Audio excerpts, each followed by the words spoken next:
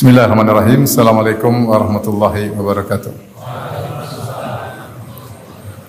Alhamdulillahi ala ihsani wa syukru lahu ala taufiqihi wa amtinanihi wa asyhadu an la ilaha illallah wahdahu la syarika lahu ta'ziman li sya'ni wa asyhadu anna Muhammadan abduhu wa rasuluhu da'ila ridwani. Allahumma salli alaihi wa ala alihi wa ashabihi wa ikhwani.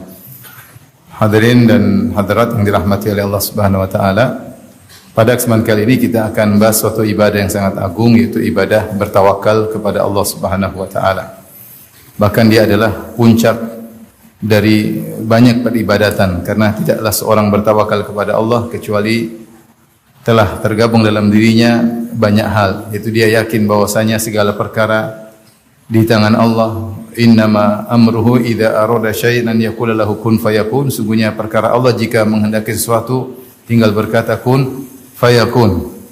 Tabarakalladzi biyadihil mulk wa huwa ala kulli syai'in qadir. Maha suci Allah yang kerajaan semua berada di tangannya dan dia maha kuasa atas segala sesuatu. Orang yang bertawakal dia yakin bahwasanya Allah maha berkuasa atas segala sesuatu. Kemudian orang yang bertawakal yaitu dia mengakui bahwasanya dia adalah hamba yang fakir. Ya ayuhan nas antumul fuqara ila Allah wallahu wal ghaniyyul hamid. Kata Allah, wahai manusia, sesungguhnya kalian adalah fakir. Fakir secara zatnya. Allah ghaniyun wallahu wal ghaniyyul hamid. Allah maha kaya secara zatnya, manusia fakir secara zatnya. Dari tidak ada menjadi ada, dia butuh kepada Allah Subhanahu wa taala, dan untuk mempertahankan keberadaannya pun dia butuh kepada Allah Subhanahu wa taala. Oleh karenanya secara zat dia fakir dan dia menyadari kefakirannya, maka dia tidak pede sama sekali pada dirinya, maka dia bersandar kepada Allah Subhanahu wa taala dan merasa diri fakir kepada Allah adalah ibadah tersendiri. Kemudian juga ketika dia bertawakal kepada Allah, berarti dia husnudzon kepada Allah. Bahwasanya Allah mendengarnya, Allah melihatnya, Allah mengetahui gerak-gerik hatinya, wa huwa alimun bidzati sudur. Allah mengetahui apa yang bergulir di hatinya. Allah tahu bahwasanya dia berbaik sangka kepada Allah Subhanahu wa taala. Dia tahu bahwasanya Allah mengurus hambanya secara detail, ya. Afaman huwa qaimun ala kulli nafsin bima kasabat. Ataukah Allah yang mengurusi setiap jiwa dengan apa yang dilakukan. Dia tahu bahwasanya Allah tahu dan mengurusi dia secara detail. Oleh karenanya tawakal adalah ibadah yang sangat agung dan dia adalah ciri dari orang-orang yang sempurna imannya. Allah berfirman, innamal mu'minuna alladzina idza dzukirallahu wajilat qulubuhum wa idza tuliyat alaihim ayatuhu zadatuhum imana wa ala rabbihim yatawakkalun. Sungguhnya orang beriman yang sungguhnya, al-mu'minun al-kummal, yaitu orang-orang yang sempurna imannya. Siapa mereka? Alladzina idza dzukirallahu wajilat qulubuhum. Kalau disebut Allah maka hati mereka takut. Wa idza tuliyat alaihim ayatuhu zadatuhum imana. Dan jika dibacakan ayat-ayat Allah, iman mereka bertambah. Wa ala rabbihim yatawakkalun. Dan mereka bertawakal kepada Allah Subhanahu wa taala. Oleh karenanya orang-orang yang tawakalnya sempurna, maka mereka masuk surga tanpa azab dan tanpa hisab. Ketika Nabi sallallahu alaihi wasallam menyebutkan tentang umatnya di hari kiamat kelak, Nabi bersabda, "Wa ma'ahum sab'una alfan yadkhuluna al-jannata bighairi hisabin wala adab." Maka di antara umatku ada 70.000 orang yang masuk surga tanpa azab dan tanpa hisab. Ketika Rasulullah ditanya, "Siapa mereka itu?" maka Rasulullah sallallahu alaihi wasallam menyebutkan ciri-ciri mereka, dan ciri-ciri mereka semuanya terkait dengan tawakal. Kata Nabi sallallahu alaihi wasallam, "Humul ladzina la yastarqun." Mereka adalah orang yang tidak pernah minta untuk diruqyah.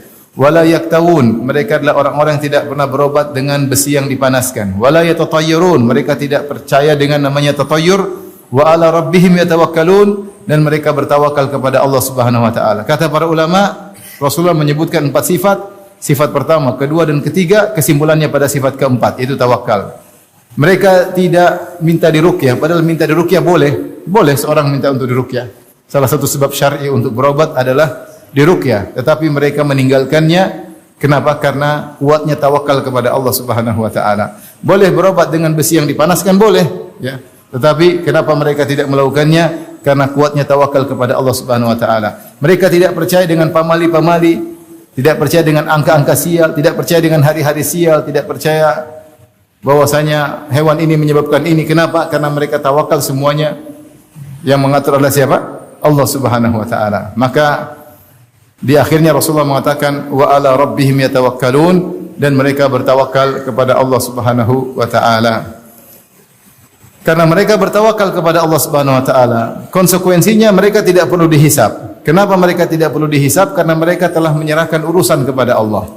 Seandainya mereka yang menghandle, menangani sendiri, mereka perlu dihisab. Tapi ketika mereka menyerahkan urusan kepada Allah secara totalitas, maka Allah tidak perlu menghisab mereka karena mereka telah berserah diri dan menyerahkan urusan kepada Allah Subhanahu wa taala. Makin dalil bahwasanya tawakal adalah ibadah yang sangat agung dan ciri orang-orang yang sempurna iman mereka. Rasulullah SAW juga pernah bersabda, "Yadkhulul jannata aqwamun afidatuhum ka afidati thair." Masuk ke surga sekelompok orang yang hati mereka seperti hati burung. Di antara tafsiran para ulama yaitu hati mereka bertawakal sebagaimana burung bertawakal kepada Allah Subhanahu wa taala. Karenanya ma'asyiral muslimin, orang yang paling bertawakal adalah Nabi Muhammad sallallahu alaihi wasallam. Dia adalah imam al-mutawakkilin, dia adalah orang yang paling kuat tawakalnya. Sampai begitu agungnya tawakalnya, sampai dalam Taurat disebutkan nama Nabi dengan nama al-mutawakkil. Dalam hadis yang diriwayatkan oleh Imam Bukhari dari Abdullah bin Amr bin Al-As, Atha bin Yasar berkata kepada Abdullah bin Amr bin Al-As, "Akhbirni bi sifatin Nabi, ba'dhi sifatin Nabi sallallahu alaihi wasallam fi Taurah." Wahai Abdullah bin Amr bin Al-As, dia adalah orang yang pernah menelaah Taurat, kabarkanlah kepadaku tentang sebagian sifat Nabi yang tersebut dalam Taurat.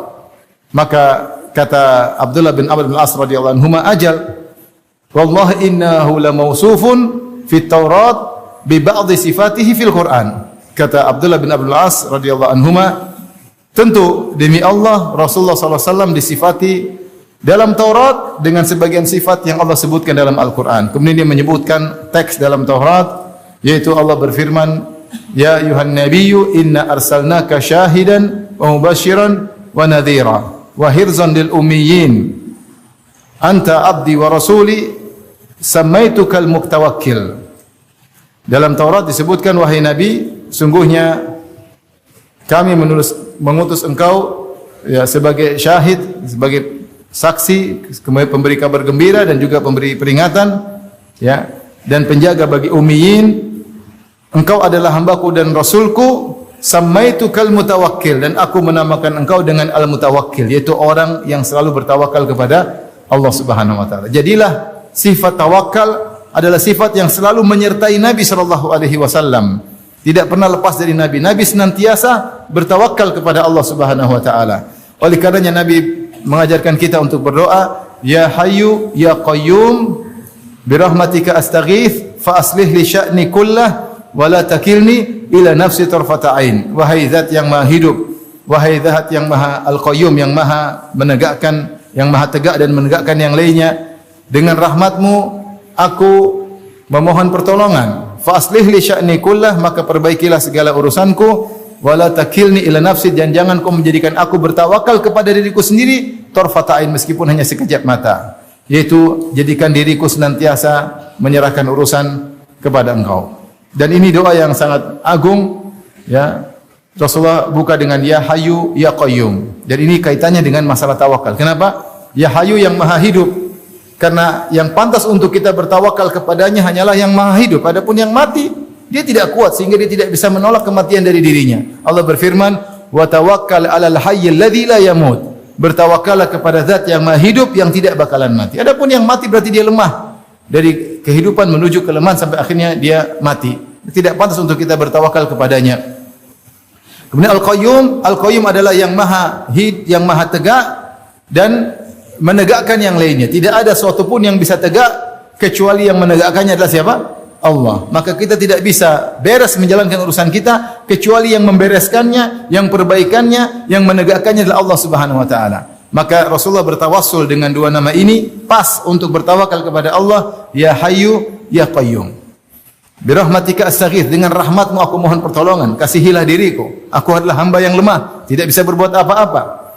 Fa aslih li sya'ni kullah, kalau kau tidak sayang kepada aku tidak bisa menjalankan segalanya. Dan yang paling pantas untuk kita bertawakal yang rahmat, yang sangat sayang kepada kita. Dialah yang pantas kita bersandar. Bagaimana kita bersandar kepada misalnya orang yang tidak sayang sama kita, orang yang cuek sama kita? Yang pantas kita bersandar siapa? yang maha sayang. Makanya Allah berfirman, "Qul huwar rahman amanna bihi wa alaihi tawakkalna." Katakanlah dialah Ar-Rahman.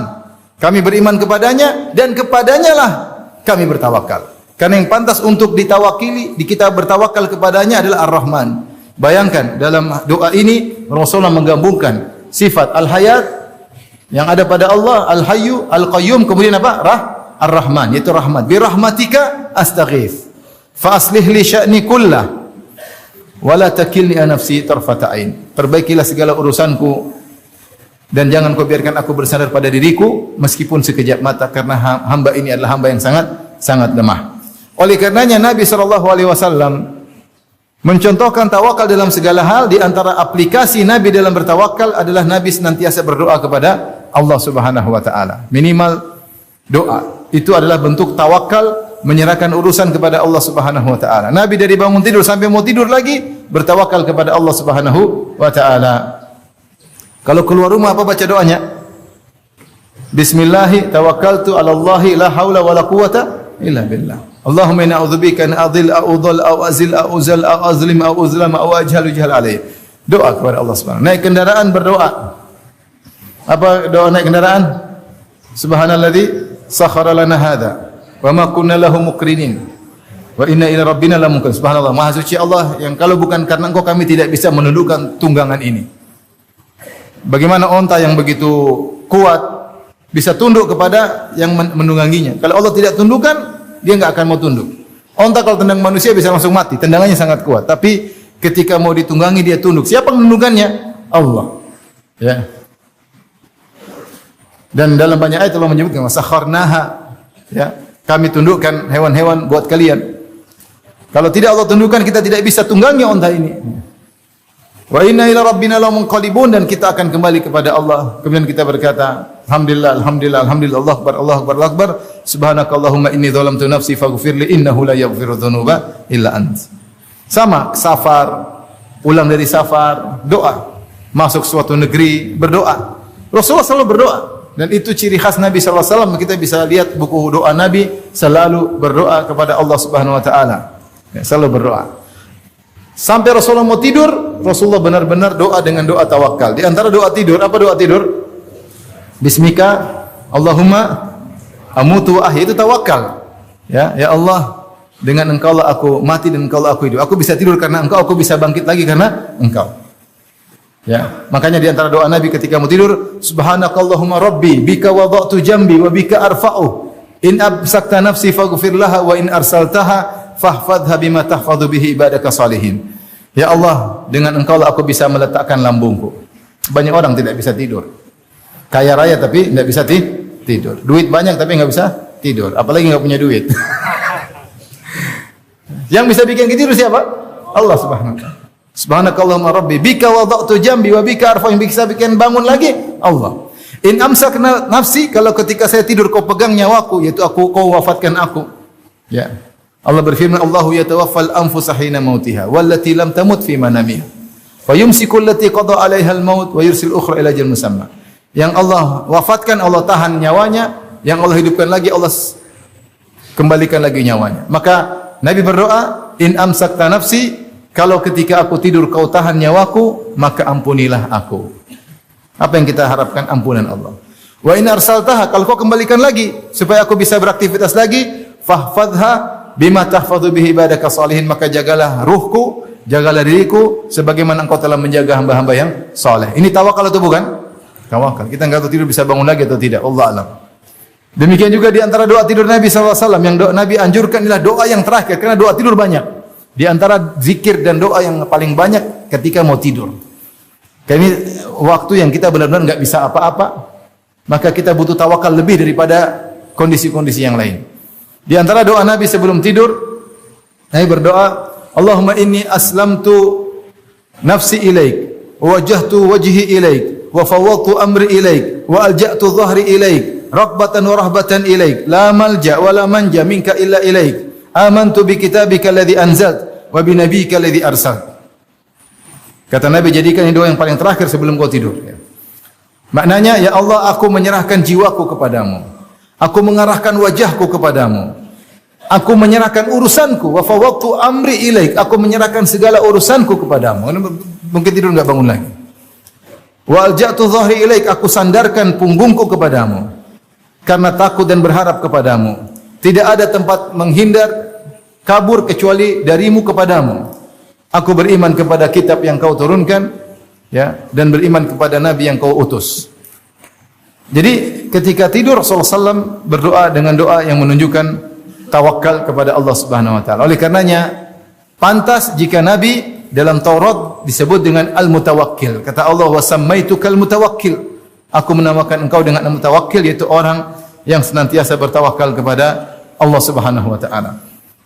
Oleh karenanya, ikhwan dan akhwat yang dirahmati Allah Subhanahu wa taala, tawakal ini harus selalu menempel pada kita. Dan itulah ikrar kita setiap kita kali salat, kita baca Al-Fatihah dan kita mengatakan wa iyyaka nasta'in. Wa iyyaka nasta'in. Dan hanya kepada Engkaulah kami mohon pertolongan. Itu kalimat tawakal, isti'anah. Yaitu kita mengakui segala keberhasilan kita, segala kemampuan kita hanya dengan pertolongan siapa? Allah. Maka ketika kita baca wa iyyaka nasta'in, maka kita mengikrarkan kepada Allah, ya Allah, hanya kepada Engkaulah aku bertawakal. Hanya kepada Engkaulah aku bertawakal.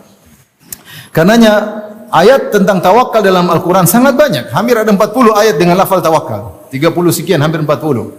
Belum dengan lafal-lafal yang lain seperti ya ayuhan nabi hasbukallah wa man ittaba'aka minal mu'minin. Cukuplah Allah bagimu, tawakal. Ya, hasbunallah wa ni'mal wakil. Ini juga tawakal. Ya, ini juga menunjukkan Allah sebaik-baik tempat untuk bertawakal. Ni'mal wakil, yaitu Allah tempat sebaik-baik untuk bertawakal. Seperti juga wa ma zadahum ila imana wa taslima. Taslima, menyerahkan diri, itu juga bentuk apa? Tawakal. Jadi ayat dalam Al-Qur'an tentang tawakal sangat banyak, berupa pujian, berupa anjuran. Allah mengatakan innallaha yuhibbul mutawakkilin. Allah mencintai orang yang bertawakal. Fa idza azamta fatawakkal Allah, innallaha yuhibbul mutawakkilin. Jika kau sudah bertekad maka bertawakallah, sungguhnya Allah mencintai orang yang bertawakal. Baik. Jika kita telah tahu tentang pentingnya tawakal, apa itu tawakal? Tawakal ada dua rukunnya. Pertama adalah menyandarkan hati kepada Allah. Yang kedua, mengambil al-akhdhu bil asbab, berusaha, kalau bahasa kita ikhtiar. Siapa yang menggabungkan keduanya, maka dia telah bertawakal dengan tawakal yang benar.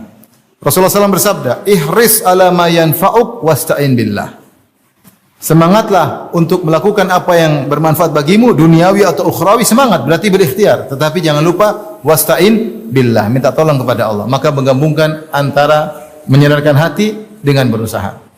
Ada seorang sahabat berkata, ya Rasulullah, dia berkata tentang untanya, utlikuha wa atawakkal am aqiluha wa atawakkal. Saya lepaskan unta ini, kemudian saya tinggalkan saya dengan tawakal, biar Allah yang jaga tapi saya lepas, ataukah saya ikat dulu baru saya bertawakal. Kata Nabi SAW, iqilha wa tawakkal. Ikat baru bertawakal. Tawakal yang benar harus disertai dengan usaha.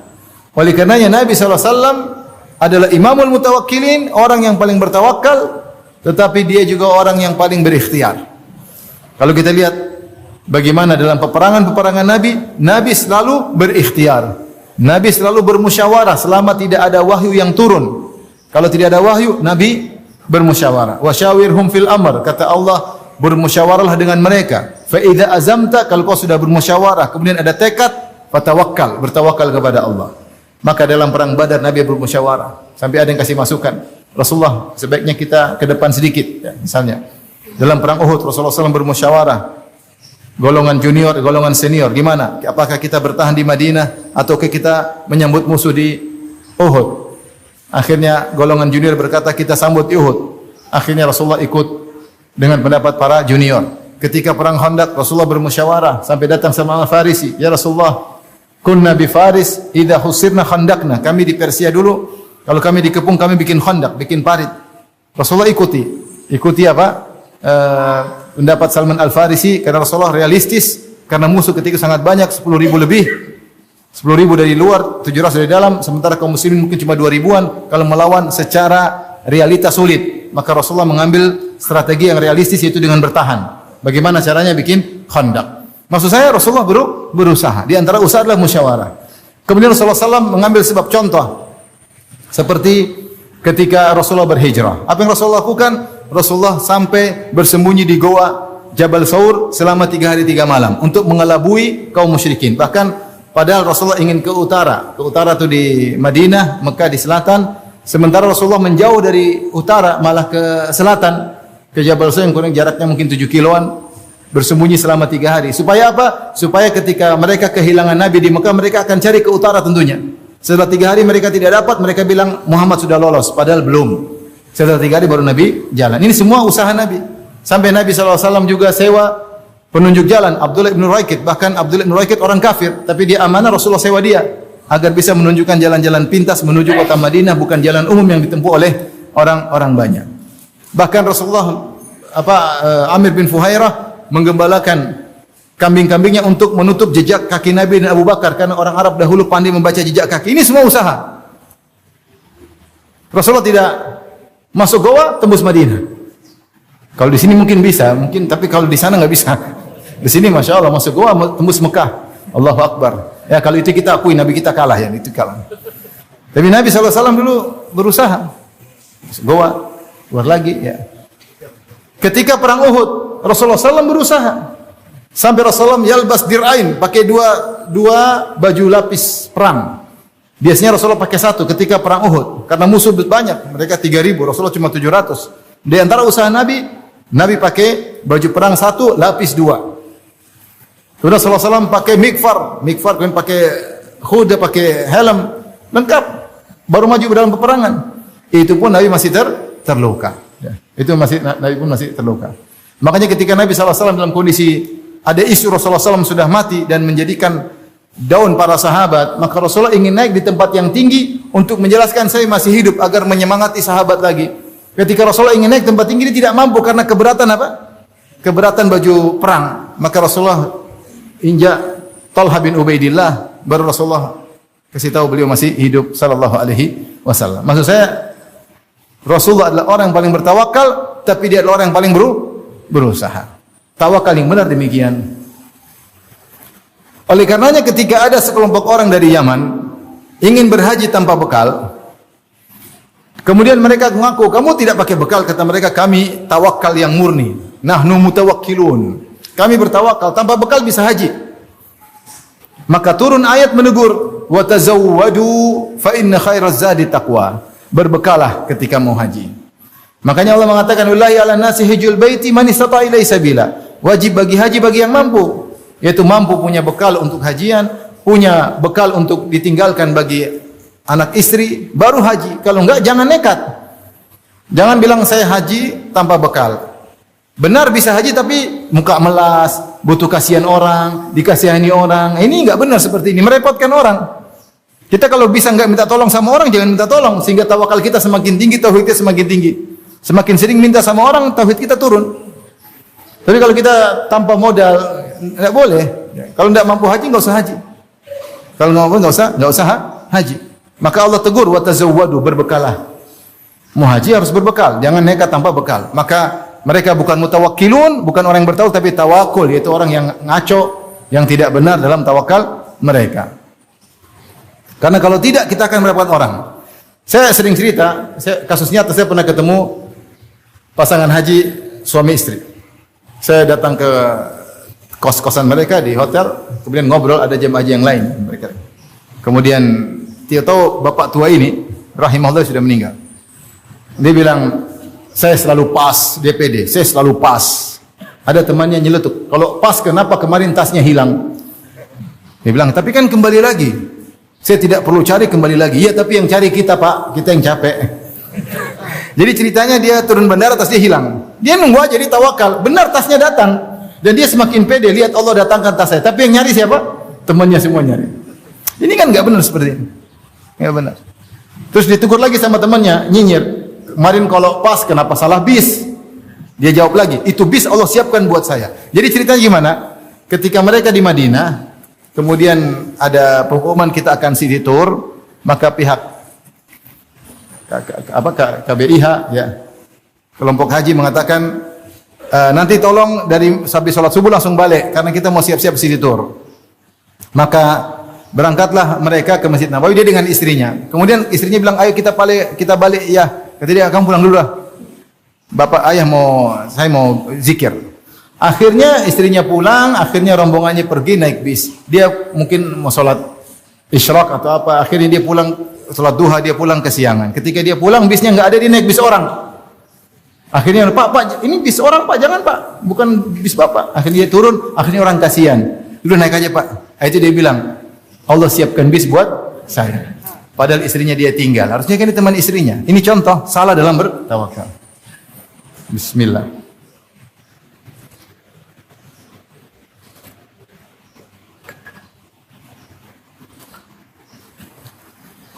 Jadi tawakal adalah menyandarkan hati kepada Allah dan juga harus berusaha.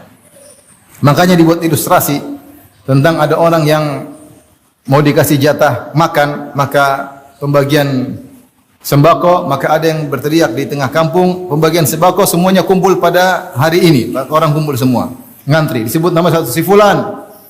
Ya, kasih si fulan sampai akhirnya tinggal satu jatah orang ini. Orang ini dia bilang, saya tidak mau datang. Saya ingin buktikan saya bertawakal, nanti itu sembako datang sendiri.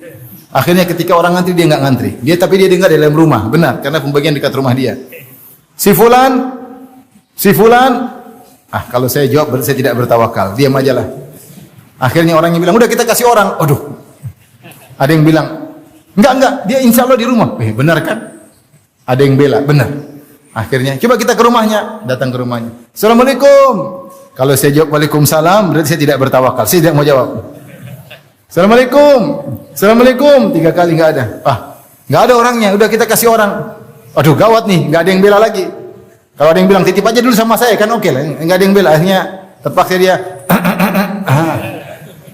itu usaha namanya. Oh, ada orang. Maksud saya namanya orang harus berikhtiar. Oleh karenanya mensikapi tawakal ada 3 golongan. Ada berapa golongan?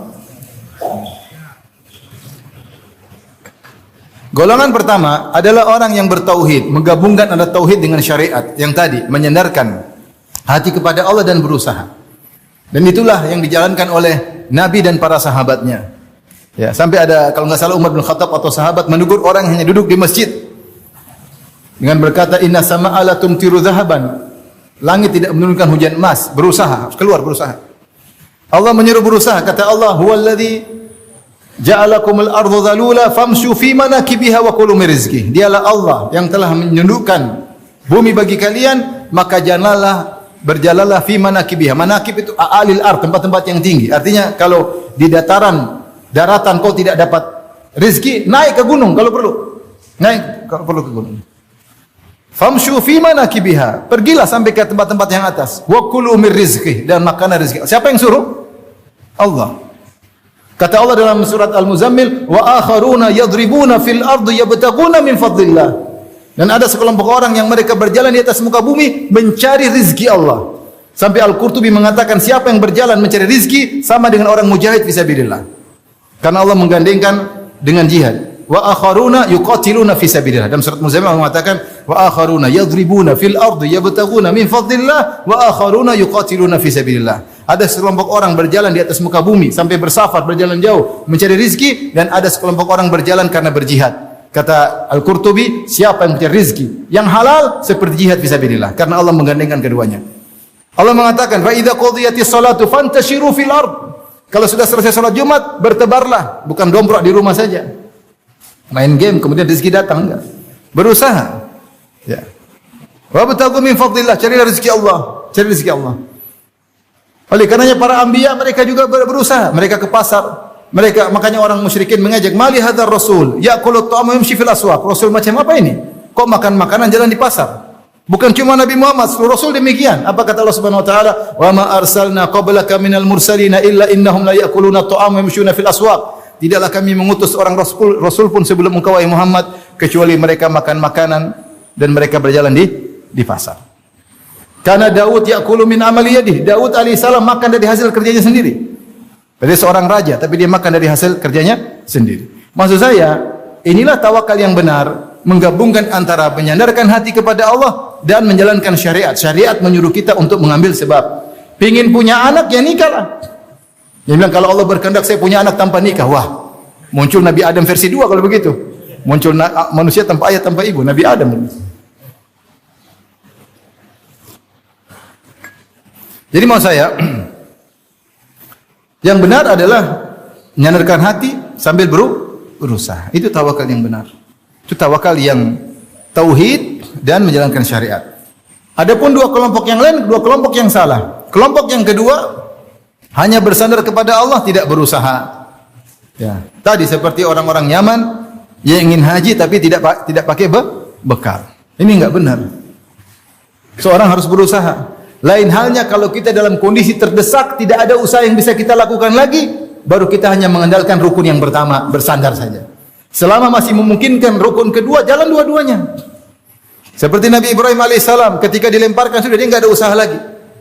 Dia nggak bisa terbang, dilemparkan ke lautan api, maka apa yang dia katakan? Hasbunallah wa ni'mal wakil. Tinggal doa yang bisa dia lakukan. Karena dia nggak bisa melakukan yang kedua. Hasbunallah wa ni'mal wakil. Cukuplah Allah bagiku tawakal dan dia sebaik-baik tempat bertawakal. Maka qulna ya naru kuni bardan wa salaman ala Ibrahim. Maka kami berkata wahai api, jadilah kau dingin dan keselamatan. Contoh Maryam. Maryam dia wanita, dia bekerja, dia bukan yang mencari nafkah di luar, yang cari nafkah buat dia Zakaria. Wa kaffalaha Zakaria. Maka tetapi ketika Zakaria setiap masuk, kullama dakhala 'alaiha Zakaria al-mihrab wajada 'indaha rizqa. Qala ya Maryamu anna laki hadha? Qalat huwa min indillah. Zakaria masuk dapat makanan. Maryam tidak keluar. Maryam memang wanita, dia beribadah. Ya. Allah kasih karomah, datangkan makanan tanpa ada usaha. Tapi ini hal yang berbeda. Jangan orang bilang saya bisa Allah dapat rezeki seperti Maryam. Ya kamu laki-laki. Kamu gimana kalau domplak di rumah, oh tenang saya dapat rezeki. Istri yang kerja kan ngaco seperti itu. Ngaco. Ada kawan, ini kisah nyata. Di Madinah, dia keluar di suami istri, terus suaminya pergi, katanya mau berdakwah. HP-nya dimatikan. Istrinya ditinggalin. Kemudian entah berapa hari, 3 hari, 10 hari, atau 40 hari, saya nggak tahu pergi. Akhirnya ketika istrinya sakit, yang ngurusin tetangga-tetangganya. Ini kan tawakal yang salah. Udah pergi ya, HP jangan dimatikan, HP-nya lain. Kalau ada apa-apa, istri punya masalah apa atau darurat kan bisa telepon. Kata dia, untuk kesempurnaan tawakal HP matiin, saya jalan berdakwah. Lah ini ngaco seperti ini. Akhirnya ketika istrinya sakit, siapa yang ngurusin? Tetangga-tetangganya, teman-teman yang ngurusin. Ini kan enggak benar. Jangan bilang tenang nanti Allah sudah urus. Enggak begitu kan. Ngerepotin orang. Apakah Nabi ngajarin merepotin orang? Nabi bahkan mengambil baiat kepada para sahabat, alla yasaluna nasa syai'an, jangan minta sekali-sekali kepada seorang pun. Nabi pernah mengambil baiat agar tauhid mereka sempurna. Jangan bilang saya bertawakal baru ngerepotin orang, baru membuat wajah melas sehingga orang kasihan sama kita. Itu tawakal enggak benar. Mana tauhidmu? Kalau kau bisa berusaha sendiri. Ini enggak benar seperti itu. Oleh karenanya siapa yang hanya menyandarkan hati kepada Allah, tidak melakukan sebab, dia telah mencampakkan syariat. Karena syariat isinya berusaha adalah ikhtiar. Syariat semuanya ada apa-apa berikhtiar, tapi hati bersandar kepada Allah. Syariat suruh cari rezeki, syariat suruh nikah, iya enggak? Ya ma'syara syabab, man istata'a minkum ba'a falyatazawwaj. Wahai para pemuda, siapa yang mampu menikah, menikahlah. Rasul yang suruh. Apapun, perang berusaha, cari rezeki berusaha, berkeluarga berusaha, enggak ada diam-diam aja. Maka barang dan lihat buku-buku fikih semua tentang ikhtiar. Semua isinya tentang ikhtiar. Maka barang siapa yang mengatakan cukup bersandar kepada Allah tanpa harus mengambil sebab, tanpa berusaha, maka dia telah mencampakkan apa? Syariat. Ini tidak benar. Ini telah menghilangkan akal sehat. Orang yang menikah saja belum tentu punya anak, iya enggak? Apalagi yang tidak menikah, gimana mau punya anak? Anak kandung ya, kalau anak angkat ya gampang. Ini kelompok yang salah. Kemudian juga kelompok yang ketiga yang juga salah. Sebaliknya, dia lupa bersandar kepada Allah dan dia bersandar kepada sebab. Dan ini banyak menimpa atau sebagian kaum muslimin. Di antara contohnya ketika dia berobat, dia mengatakan, kalau dokter ini yang menyembuhkan saya. Kalau bukan dokter ini mungkin saya tidak sembuh. Sehingga ketika dia berobat ada dokter terkenal hebat dalam masalah medis, maka ketika itu hatinya bersandar kepada dokter. Ini salah. Seperti orang ketika bekerja dia bilang kalau bukan bos saya tidak dapat gaji. Seakan-akan rezekinya di tangan bos. Atau ketika dia jualan, dia melas-melas seakan-akan rezekinya di tangan customer. Seakan-akan rezekinya di tangan pembeli. Dia lupa bahwasanya rezeki di tangan Allah yang menyebabkan customer mau langganan sama kita, yang menyebabkan para pembeli mau beli barang kita adalah siapa? Allah Subhanahu wa taala. Ini sering kita alami sehingga kita pede kepada diri kita sendiri. Lupa bahwasanya yang memberikan segala nikmat adalah Allah. Betapa banyak orang merasa kalau dia sudah olahraga dia pasti sehat. Tahu-tahu dia sakit, tahu-tahu dia mati. Benar atau tidak? Dia sangka dengan sebab dia ini, benar ini sebab, tapi dia harus tahu ini sebab yang buat dia sehat siapa? Allah Subhanahu wa taala. Oleh karena dikatakan pepatah Arab, yu'ta min haitsu ya'man. Betapa banyak orang terkena di sisi dia merasa aman. Dia merasa aman di situ, justru dia terjatuh di situ. Dia merasa aman di situ. Kenapa? Karena dia lupa menyandarkan kepada Allah Subhanahu wa taala. Dan orang yang menyandarkan kepada sebab, lupa kepada al-musabbib yang menentukan akibat, dia terjumus dalam syirik kecil. Syirik kecil. Dan ini harus kita waspada. Maka setiap kita melakukan sesuatu, kita berusaha tapi kita yakin semuanya karena siapa? Allah. Ya, karena semuanya karena Allah. Di antara bukti bahwasanya seorang sering terjerumus dalam kesalahan ini, lupa kepada penentu akibat, lupa kepada al-musabbib, lupa kepada Allah dan hanya bersandar kepada sebab, di antaranya orang itu ujub. Ujub. Ketika dia berhasil, nah, saya itu lupa. Seandainya dia tahu bahwasanya keberhasilan murni dari Allah, dia tidak akan ujub. Dia tidak akan ujub. Dia tahu saya ini tidak bisa apa-apa. Tapi kenapa dia ujub? Karena dia merasa dianya yang bikin berhasil. Sehingga dia bersandar kepada dirinya. Dari ujub kemudian naik lagi menjadi sombong. Oleh karenanya model ketiga ini banyak menimpa atau sebagian kaum muslimin terjatuh di dalamnya, yaitu bersandar kepada sebab, lupa kepada sang pencipta sebab dan pencipta akibat, yaitu Allah Subhanahu wa taala. Muwahhid yang benar, ahli tauhid yang benar adalah menggabungkan keduanya. Hatinya bersandar kepada Allah dan dia berikhtiar. Dia bertawakal kepada Allah dalam menjalankan sebab. Dia bertawakal kepada Allah dalam menjalankan apa? Sebab. Taib. Inilah tawakal yang benar. Nah, sekarang kita bahas dalam ranah apa kita bertawakal. Kapan kita bertawakal? Jawabannya kita bertawakal dalam segala hal. Kapan kita tidak bertawakal, maka Allah akan meninggalkan kita. Itulah khuzlan. Itulah ditinggal oleh Allah. Dan siapa yang ditinggal oleh Allah, dia akan celaka. Maka kita bertawakal dalam segala hal. Cari rezeki bertawakal. Beribadah bertawakal, ngurus anak bertawakal, ngurus istri bertawakal. Apa saja bertawakal. Olahraga bertawakal, semua bertawakal. Dalam segala hal. Allah berfirman, maka sekarang kita bagi, tapi ada titik-titik penting di mana kita hendaknya dianjurkan bertawakal. Allah berfirman, fa'buduhu wa tawakkal alaih. Beribadahlah kepada Allah dan bertawakallah kepada Allah. Di sini isyarat di antara poin yang sangat penting untuk kita bertawakal adalah ketika beribadah. Ketika beribadah, bertawakal kepada Allah agar ibadah kita diterima, agar ibadah kita ikhlas tidak riya, agar ibadah kita ikhlas tidak ujub, agar kita bisa istiqamah, agar bisa continue. Kalau tidak, ibadah kita enggak beres. Makanya Rasulullah sering berdoa, bahkan Rasulullah menganjurkan Muadz bin Jabal, kata Rasulullah sallam, "Ya Muadz, inni uhibbuka fillah." Wahai Muadz, saya cinta engkau karena Allah. Makanya saya mau kasih wasiat, jangan kau tinggalkan. Fala tada'anna dubura kulli salat an taqul. Jangan sekali-sekali kau tinggalkan di penghujung salatmu untuk berdoa, Allahumma inni ala dzikrika wa syukrika wa husni ibadatik. Ini semua ibadah. Ya Allah, tolong aku. Kalau kau tidak tolong aku enggak bisa. Tolong aku untuk apa? Untuk bisa berzikir. Tolong aku untuk apa? Untuk bisa bersyukur. Tolong aku untuk apa? Bisa ibadah yang baik. Ini namanya tawakal dalam beribadah. Tawakal dalam beribadah. Di mana kita bisa ingat Allah kalau Allah enggak tolong kita? Nabi berdoa, Allah maj'alni laka syakkara laka dzakkara. Ya Allah, jadikanlah aku hamba-Mu yang senantiasa bersyukur, jadikanlah aku hamba-Mu yang senantiasa berzikir. Kalau Allah tidak jadikan kita suka berzikir, kita lupa sama Allah. Lupa sama Allah. Sehingga habis waktu lihat medsos, habis waktu bilang yang lain-lain enggak. Oleh karenanya kita tawakal dalam urusan ibadah dan tawakal dalam urusan duniawi. Tawakal dalam segala hal. Di antara ibadah yang dituntut untuk kita bertawakal dan sering kita lupa seperti salat. Allah berfirman, "Wa tawakkal 'alal azizir rahim alladzi yaraka hina taqum wa taqallubaka fis sajidin innahu wasami'ul alim." Kata Allah, bertawakallah kepada Allah yang Al-Aziz, yang Maha Perkasa. Kita hanya bertawakal kepada Maha Perkasa, yang Maha Kuat. Ar-Rahim, yang Maha Penyayang, yang sayang sama kamu. Sebaik-baik tempat bertawakal yang sayang kepada kita. Kenapa kita bersandar kepada bapak kita? Bapak kita sayang sama kita. Kenapa kita bersandar kepada ibu kita? Ibu kita. Kenapa bersandar sama kawan dekat? Karena kita yakin kawan dekat sayang sama kita. Yang lebih sayang dari mereka semua, Rabbul Alamin. Maka wa tawakkal 'alal azizir rahim alladzi yaraka hina taqum, yang melihat engkau ketika kau berdiri salat. Wa taqallubaka fis sajidin, yang melihat engkau bergerak bersama orang-orang yang sujud.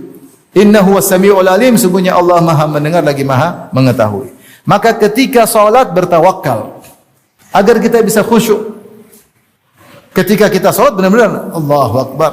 Kemudian kita baca doa istiftah, kemudian kita bilang auzubillahi minasyaitonir rajim. Tawakal kepada Allah. Mau salat malam, tawakal sama Allah. Berdoa, ya Allah mudahkan aku untuk salat malam. Bisa bangun sambil berusaha, pasang alarm. Satu di atas lemari, satu di telinga istri. InsyaAllah bangun sambil berdoa. InsyaAllah bangun. Tapi kalau kita tidak bertawakal, susah bangun malam. Bayangkan sebelum tidur kita murojaah YouTube. Nonton YouTube. Nonton masalah ijazah enggak habis-habis. Terus ketiduran, bangun lanjut lagi. Gimana mau salat malam? Bang, sementara kita tidak bertawakal kepada Allah ketika mau tidur. Kalau kita tawakal sama Allah, Allah bisa bangunkan kita untuk salat malam dan bisa menjadikan kita continue untuk salat malam. Tapi jangan pernah pede dengan diri kita. Yang bisa buat kita bangun malam hanyalah siapa? Allah Subhanahu wa taala. Ada disebut dalam buku tarikh, ada seorang budak, dia bangun malam kemudian dia tidur, dia salat. Dalam salatnya dia berdoa, dalam sujudnya dia mengatakan, Allahumma bihubbika iyaya, ya Allah aku memohon dengan bertawasul karena cintamu kepadaku. Majikannya bangun, ini apa enggak salah doa? Bilang harusnya karena cintaku kepadamu. Ditegur, kamu enggak salah doa. Enggak, kata dia. Allah cinta sama saya. Buktinya saya dibangunkan malam, kau tidak. Maksud saya, kita bersandar kepada Allah. Kalau enggak bisa. Agar bisa beribadah. Antum kalau enggak bertawakal kepada Allah, susah untuk bersedekah. Pelit. Tapi kalau bersedekah, bismillah. Bismillah. Ini ada uang 100.000.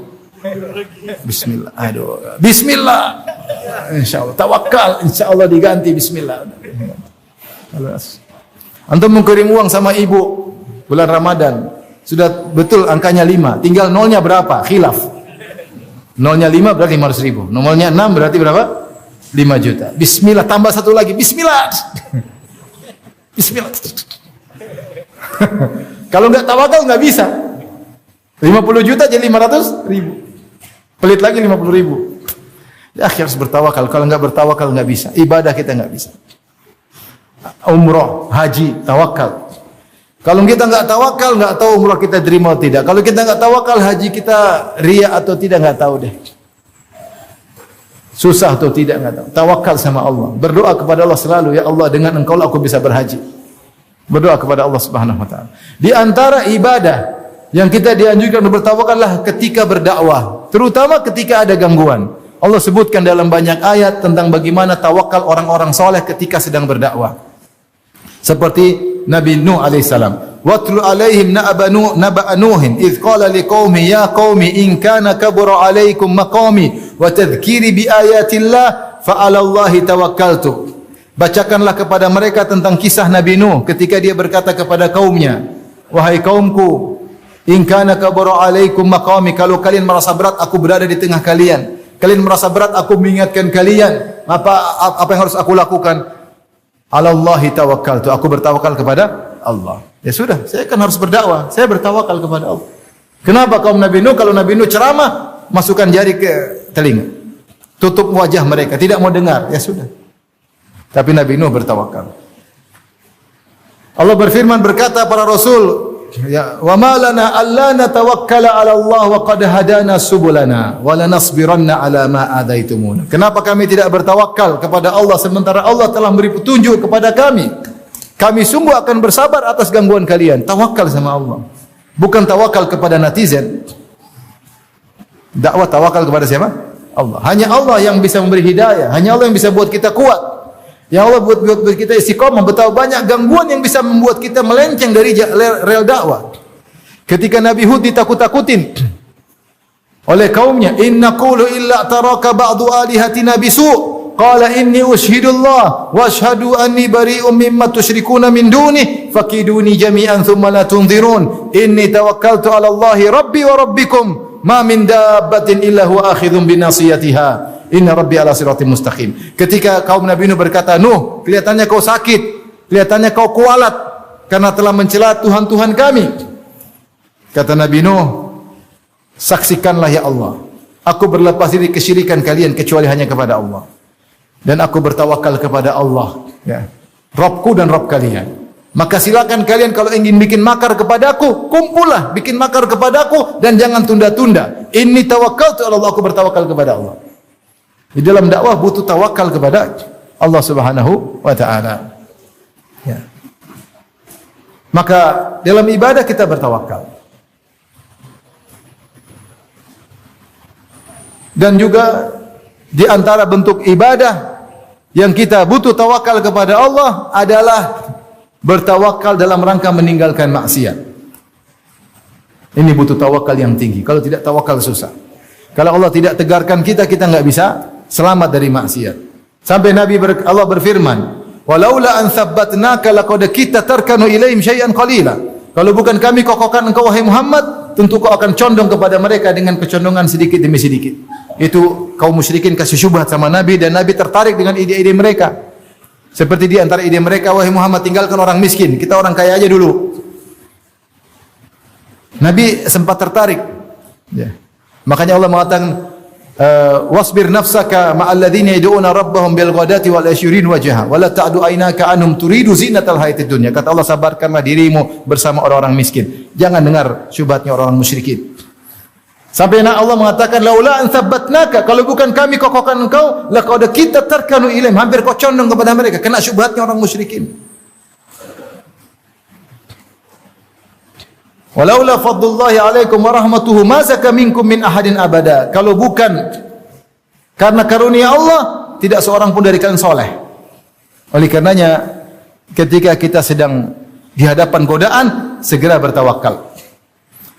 Lihat Nabi Yusuf alaihissalam ketika digoda oleh Imra'atul Aziz yang sangat cantik jelita, menghiasi dirinya juga dengan kecantikan, cantik di atas kecantikan. Wa ghallaqatil abwab, pintu semua sudah ditutup, tidak ada orang lain. Wa qalat hay talak, kemarilah wahai Yusuf. Luar biasa. Digoda wanita cantik jelita, kemudian pintu semua sudah tertutup.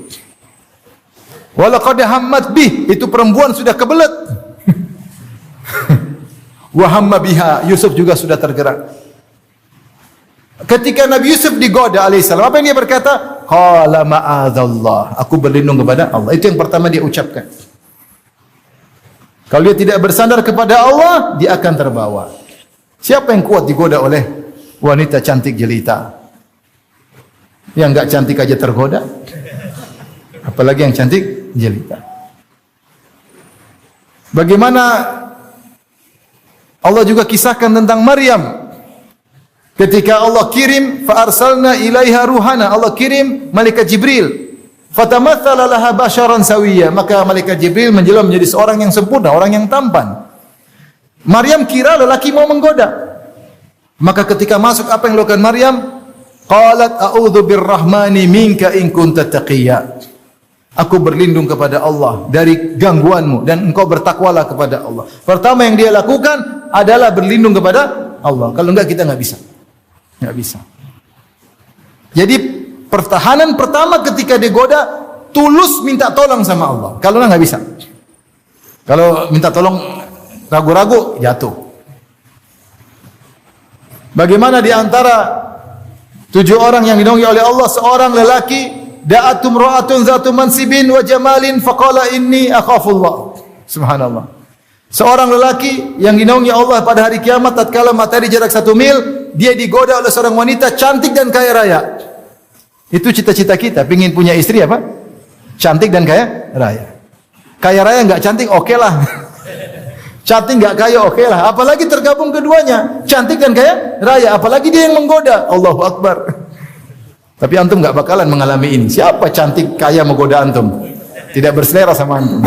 Saya bercanda. Mau saya ini orang hebat digoda orang cantik kaya raya. Tapi bagaimana dia selamat? Dia berkata, ini akhafullah. Bersandar kepada Allah. Kalau enggak bisa. Oh, ukhtiyah. Oh, yang kemarin ya. Selesai. Selesai. Tapi kalau langsung bersandar, ini akhafullah.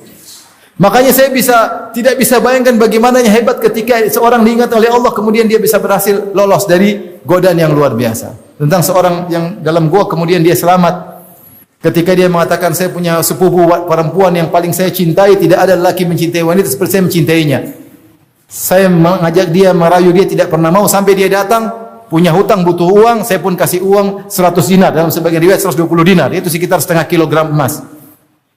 Dengan syarat dia menyerahkan kegadisannya. Ketika saya sudah duduk di depan dia sebagaimana layaknya seorang suami di hadapan istrinya, tiba-tiba dia berkata, "Ya Abdullah ittaqillah." Wahai si fulan, bertakwalah kepada Allah Subhanahu wa taala. Maka saya pun tinggalkan dia. Ini agak mustahil. Karena kalau laki-laki sudah bergejolak syahwatnya, otaknya sudah hilang. Tapi ini luar biasa ya. Oleh karena mau saya, kalau kita tidak bersandar kepada Allah, kita enggak bakalan lolos dari maksiat. Kita lemah. Kapan kita terjerumus dalam maksiat? Ketika itu tawakal kita kurang kepada Allah. Kita lagi pingin senang-senang sehingga kita tidak mau tawakal.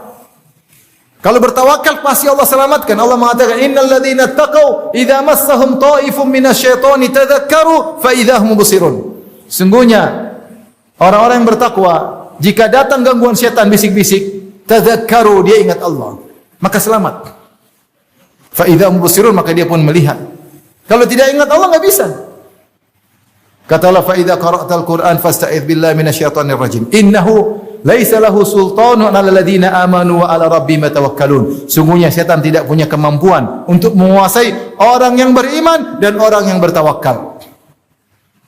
Maka di antara yang kita butuhkan di zaman ini, ketika muncul godaan yang haram, apa godaan wanita, fitnah dunia, fitnah harta, ada hal-hal yang haram, tawakal kepada Allah. Tawakal. Ada orang nawarkan proyek haram? Enggak. Allahur Razzaq, dia Maha memberi rezeki, bukan dari kau, saya tolak. Ada kawan kemarin pengacara datang ke rumah main. Dia cerita, kita lagi kumpul. Kemudian cerita, "Ustaz, kemarin saya ada tawaran proyek membela kejahatan. Dapat uang muka 4 miliar." Subhanallah. Goyang. 4 miliar ini bukan sedikit. 4 miliar nolnya berapa? Nolnya banyak.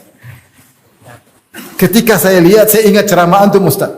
Antum bilang, kalau haram tinggalkan, insyaallah ada gantinya yang halal, itu urusan Allah.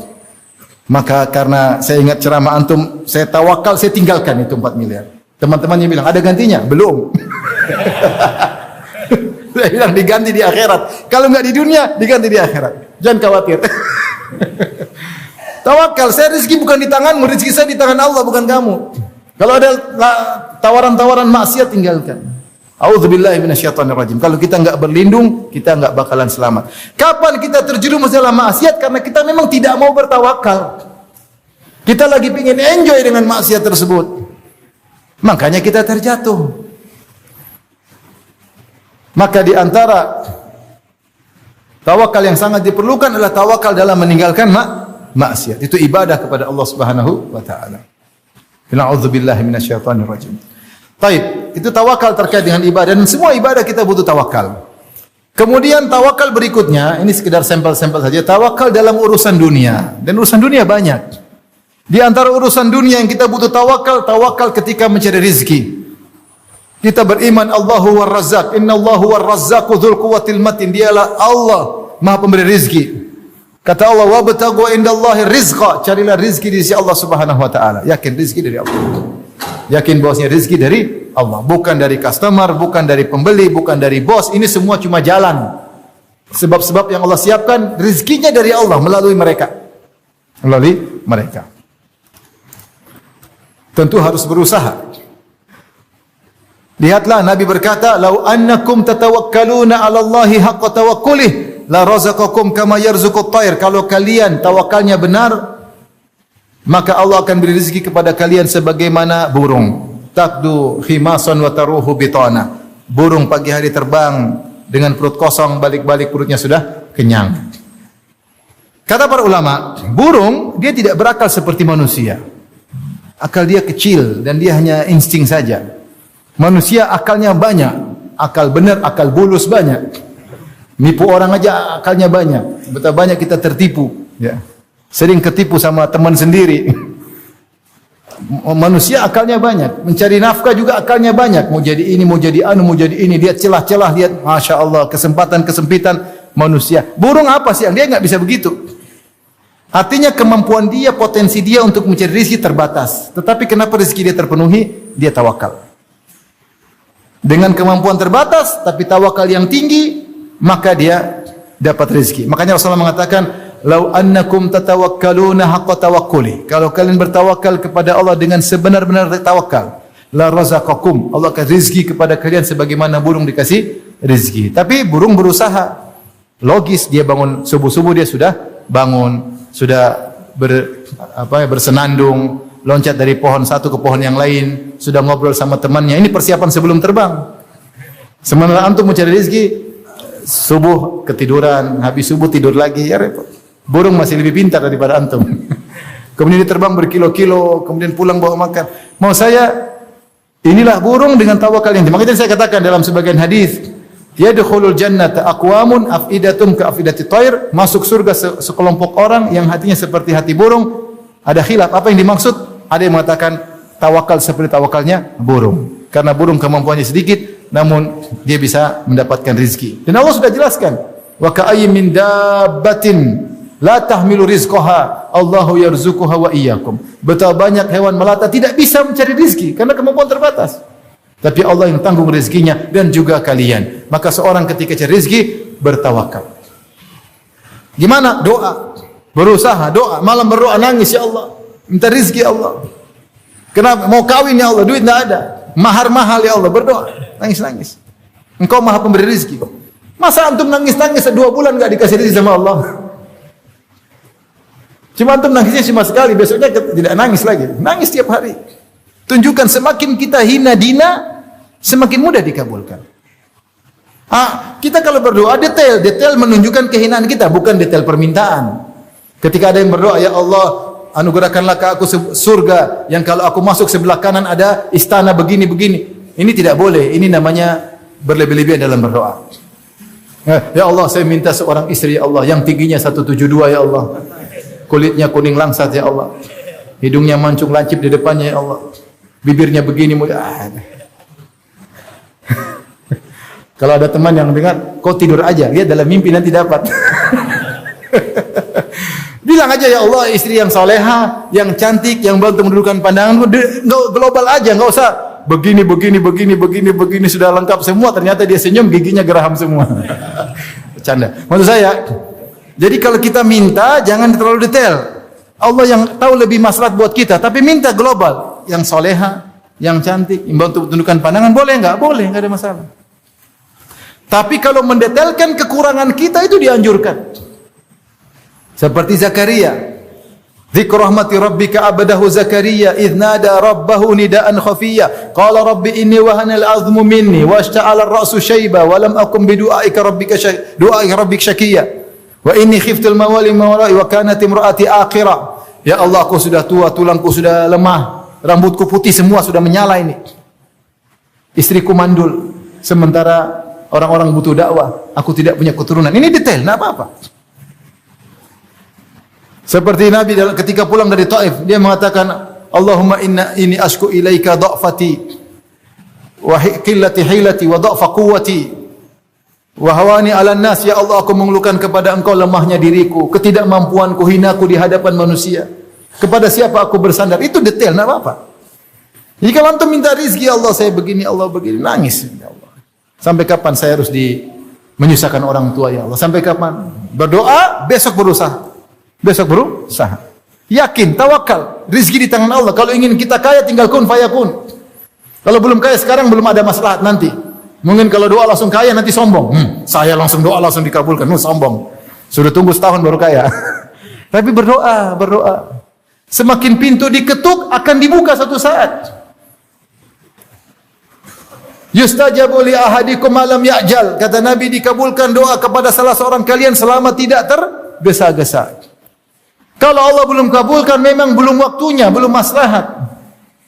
Lihat Nabi Ibrahim alaihissalam ketika berdoa, wa ba'ath fihim rasulan minhum yatlu alaihim ayatika wa yu'allimuhumul kitaba wa yuzakkihim innaka antal azizul hakim. Ya Allah, utuslah kepada anak keturunanku seorang rasul yang baca ayat-ayatmu, kemudian mensucikan diri mereka. Doa Nabi Ibrahim kapan dikabulkan? 3000 tahun kemudian. Ketika Ibrahim berdoa itu, minta di Mekah, minta diutus seorang Rasul yang dikabulkan, Nabi Muhammad SAW. Ibrahim hidup kurang lebih tahun 2000 sebelum Masehi atau 2500 sebelum Masehi. Rasulullah lahir 571 Masehi. Coba doa dikabulkan berapa? 3000 tahun baru dikabulkan. Ketika Nabi Ibrahim berdoa, diusir dari Babilonia, Rabbi habli minas solihin, ya Allah anugerahkan kepada aku anak soleh. Kapan dikabulkan Ismail? Ketika Nabi Ibrahim usia 80 tahun, di sekitar 60 tahun kemudian. Antum mau berdoa sekarang, besok dikabulkan. Ya kadang-kadang iya, tapi tidak selalu. Kenapa tidak selalu? Karena ada maslahat yang Allah lihat.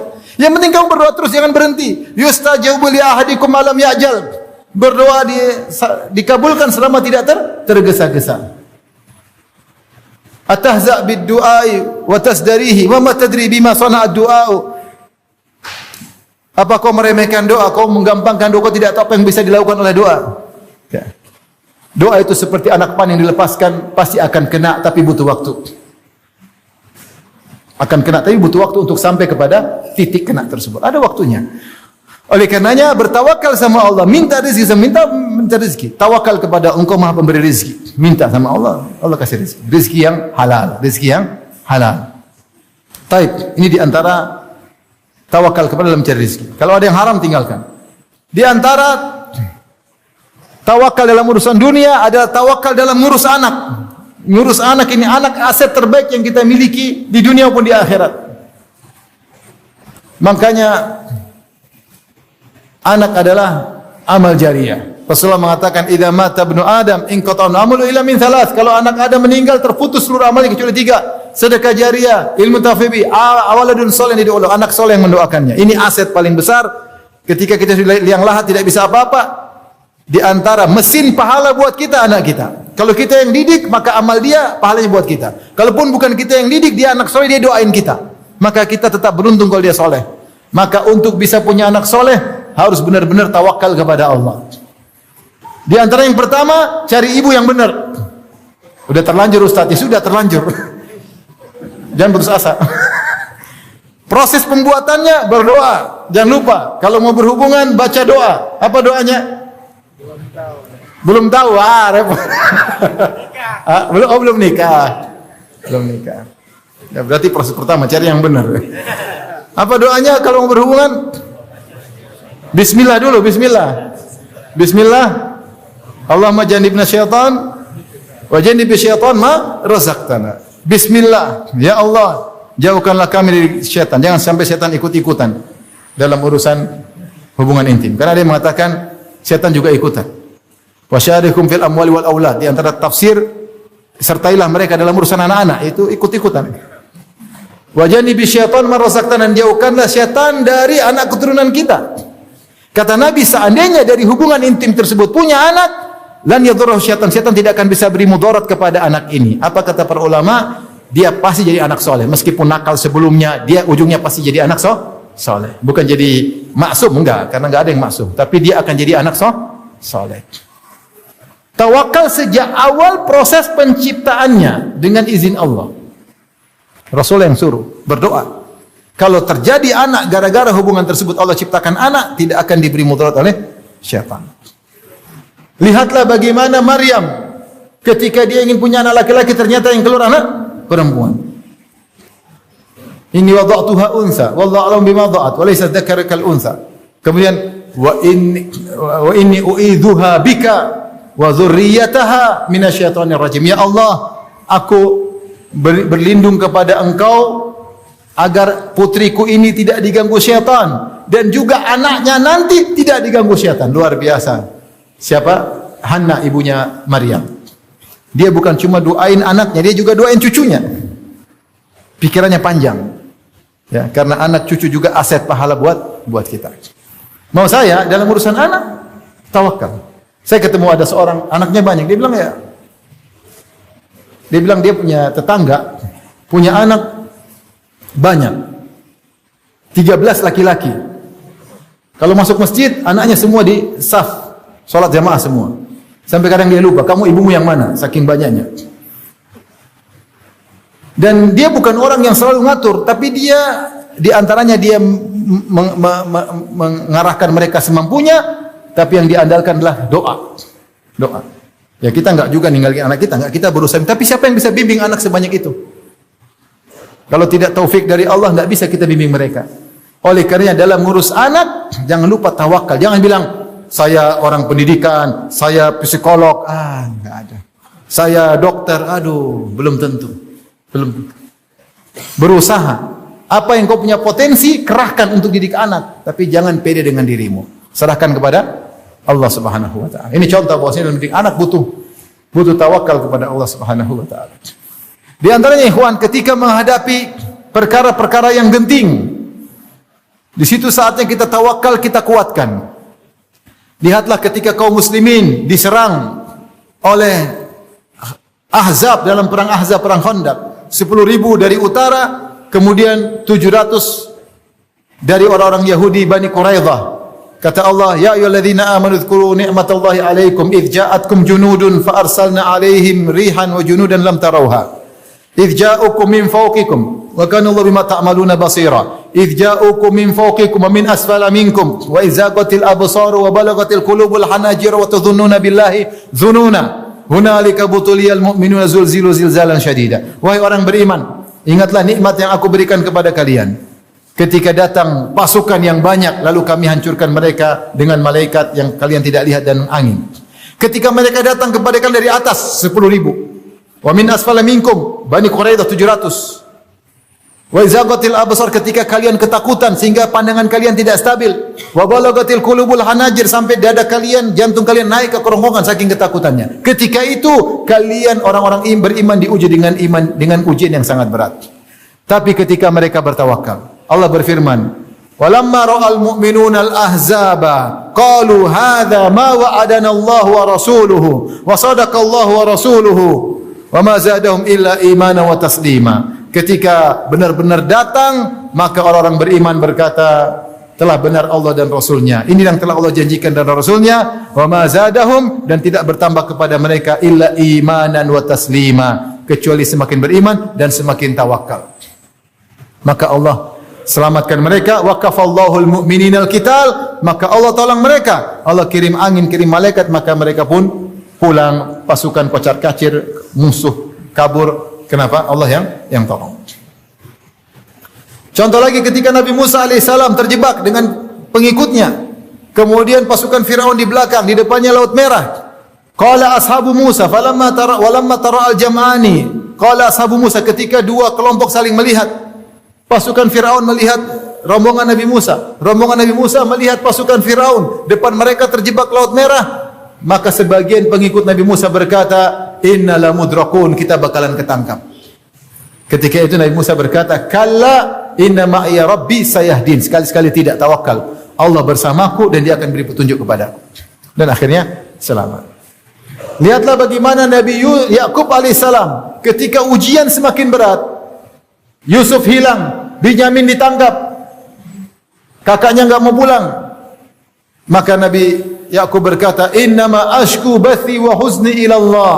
Aku hanya mengadukan kesedihanku dan kegelisahanku, gundah gulanaku hanya kepada Allah. Kemudian dia menyuruh anak-anaknya bertawakal. Ya bani yadhhabu fatahassasu min Yusuf wa akhihi wa la tayasu min rauhillah. Wahai anak-anakku, pergilah cari-cari kabar tentang Yusuf dan Benyamin dan jangan putus asa dari rahmat Allah. Innahu la ya'asu min rauhillah ilal qaumul kafirun. Tidak ada yang putus asa dari pertolongan Allah kecuali orang kafir. Tawakal.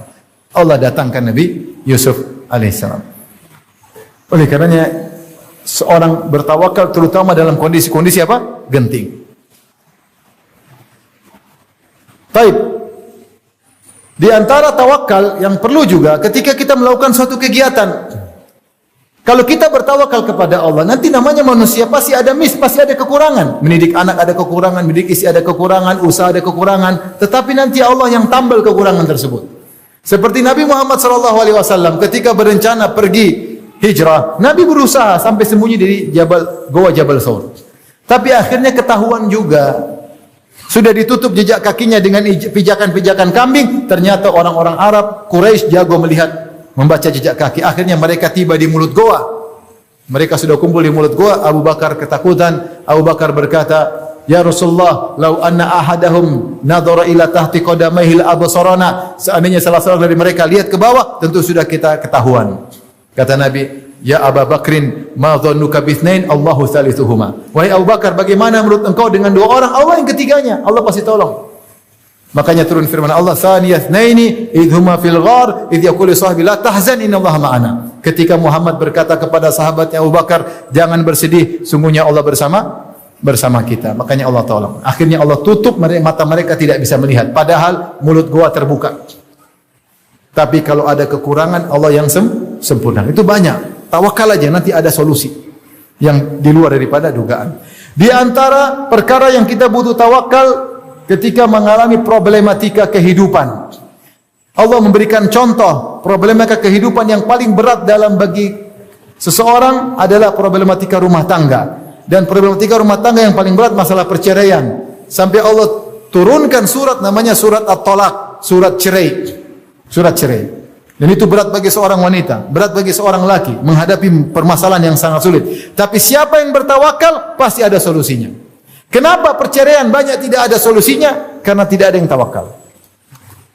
Allah berfirman, Ya ayuhan nabi, idza talaqtumun nisaa fatalliquhunna li'iddatihinna wa ahsul iddah. Wattaqullaha rabbakum, la tukhrijuhunna min buyutihinna wa la yakhrujna illa ayatina bi fahishatin mubayyinah wa tilka hududullah wa may yata'adda hududallahi faqad zalama nafsah. Wahai nabi, yaitu orang beriman, jika kalian menceraikan istri-istri kalian, maka ceraikanlah dengan aturan, yaitu ceraikan istri dalam kondisi suci belum digauli. Suci belum digauli, jatuhkan talak. Talak satu. Apa yang terjadi? Sebagian laki-laki begitu emosi, cerai. Padahal tadi malam dia gauli istrinya. Padahal tadi pagi dia gauli istrinya, sore ini dijatuhkan cerai. Tidak boleh melanggar. Atau istrinya lagi haid, dia ceraikan. Tidak boleh. Haram hukumnya. Haram hukumnya. Tidak mengikut aturan. Kemudian kalau sudah cerai, kata Allah, wattaqullaha rabbakum, bertakwa dalam menceraikan. Jangan asal emosi, cerai juga butuh takwa. Kemudian kata Allah, la tukhrijuhunna min buyutin, jangan kalian mengusir mereka dari rumah mereka sampai Allah sandarkan rumah kepada istri padahal rumah milik suami. Jangan keluarkan mereka dari rumah mereka. Yaitu jangan pulang sana, pulang ke rumah orang tuamu. Jangan. Wala yakhrujuna illa ya'tina bi fahishatin mubayyinah. Demikian juga mereka juga jangan pergi ke rumah orang tua kecuali mereka lakukan perbuatan keji. Mereka berzina, mereka ngeyel, mereka bikin kacau di rumah. Itu boleh kita suruh pulang ke rumah orang tuanya. Sekarang apa yang terjadi? Habis cerai istri, pulang. Seusir. Sebagian wanita belum dicerai sudah kabur, apalagi sudah dicerai. Repot. Padahal aturannya wanita kalau dicerai tetap sampai masa iddah selesai di rumah suaminya. Kenapa? Melanggar peraturan. Melanggar peraturan. Kata Allah, wa tilka hududullah, ini aturan-aturan Allah, batasan Allah. Wa may yata'adda hududallah faqad zalama nafsahu. Siapa yang melanggar peraturan ini telah menzalimi diri. Dia sendiri yang terzalimi. Akhirnya enggak ada solusi. Fa idza balagna ajalahunna famsikuhunna bima'rufin aw fariquhunna bima'ruf wa ashiru dzawi adli minkum wa aqimu syahadata lillah. Kalau sudah masa iddah sudah di penghujung, tinggal pilihan. Kau ceraikan, cerai dengan baik-baik. Kau mau lanjut, rujuk dengan baik-baik, datangkan saksi. Jangan cerai ngamuk-ngamuk, membongkar aib, menghina wanita, menghina. Ya kalau memang cerai. Bukan berarti kalau mencerai dicerai berarti orang yang buruk, belum tentu. Lihatlah Zubair bin Awam cerai dengan Asma binti Abi Bakar, dua-duanya orang-orang hebat. Tapi kalau waktu cerai. Tapi bukan cerai kemudian dengan cara kasar, dengan cara balas dendam, dengan cara menjatuhkan, dengan cara tasrihan bi ihsan. Usarrihkunna sarahan jamila. Ceraikan dengan cara yang baik. Kalau mau baik, balik dengan cara yang baik. Datangkan saksi. Kemudian kata Allah, wasyiru dzawai adli minkum. Kemudian kata Allah, dzalikum yu'adzu bihi man kana yu'minu billahi wal yawmil akhir. Ini nasihat dari Allah bagi orang yang beriman kepada Allah dan hari akhirat. Wa may yattaqillaha yaj'al lahu makhraja. Siapa yang bertakwa kepada Allah, Allah kasih solusi. Wa yarzuqhu min haitsu la yahtasib. Allah akan kasih rezeki dari yang tidak dia sangka-sangka. Wa may yatawakkal 'ala Allahi fa huwa hasbuh. Siapa yang tawakal kepada Allah, cukuplah Allah baginya. Masalahnya orang tidak bertawakal. Siapa yang bertawakal pasti ada solusi. Ini sampel Allah contohkan, ini contoh problematika yang paling berat, apalagi problematika yang lain. Tinggal tawakal, berusaha, serahkan kepada Allah, ikut aturan, bertakwa, insyaallah ada solusi cepat atau lambat. Namun kalau kita tidak bertakwa kepada Allah, tidak bertawakal, maka mungkin solusi tidak datang. Demikian ikhwan dan akhwat yang dirahmati Allah Subhanahu wa taala tentang masalah tawakal, dan ini adalah PR bagi kita semua. Kita kenapa ditinggal oleh Allah sehingga akhirnya kita banyak terjatuh, tersungkur karena kita lupa untuk bertawakal kepada Allah. Maka seorang melatih dirinya dalam segala hal, dia bertawakal, berdoa kepada Allah. Minimal kalau dia tidak hafal doanya, dia bilang apa? Bismillah. Bismillah. Sehingga dia butuh waktu sebentar aja untuk mengkonektikan hatinya kepada Allah. Dengan meyakini saya tidak bisa berhasil kecuali dengan izin Allah Subhanahu wa taala. Dalam segala hal, maka insyaallah hidup kita berkah, dan semakin sering bertawakal semakin kurang hisab. Semakin sering bertawakal semakin kurang hisab pada hari kiamat kelak. Wallahu taala alam bissawab. Baik, demikian saja apa yang bisa saya sampaikan. Kurang saya maaf. Wabillahi taufiq. Assalamualaikum warahmatullahi wabarakatuh.